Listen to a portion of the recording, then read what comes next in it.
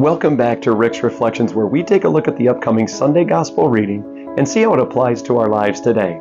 This Sunday we receive the prayer, the Our Father, directly from Christ himself. But not only that, Jesus is also going to give us a lesson on being persistent in our prayer life. He's going to tell us a story about a man who has some visitors come and he has no bread. He's got nothing to give them. So he's going to go over to another friend who has bread and he's going to ask him. Well, he's going to find that this friend that he goes to see is going to give a lot of excuses and say that he can't help him out. But here's the key.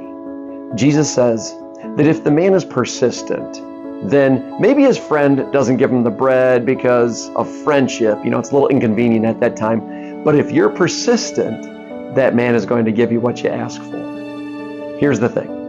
Is God going to give you what you ask for? Well, doesn't that depend? How many times have you, or definitely myself, prayed for things that weren't for our best, but they were just things that we want?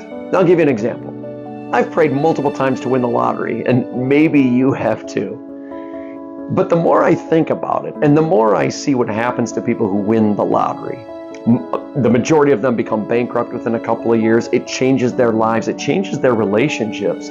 My goodness, I guess maybe it's not in my best interest to win the lottery. And while that's a small example, maybe we pray a lot in our own lives for things that we want rather than things that we need. And here's the great news. When you pray, God hears every bit of it.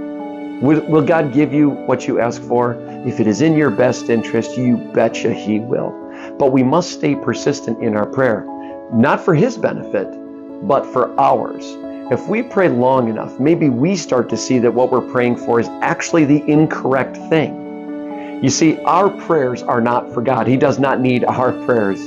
Our prayers help us to have our eyes opened, to be patient, and to rely on the saving power of Christ.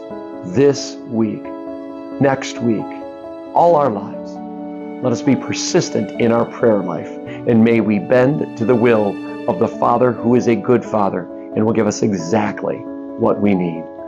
Thank you so much for joining us. We look forward to seeing you next time on Rick's Reflections.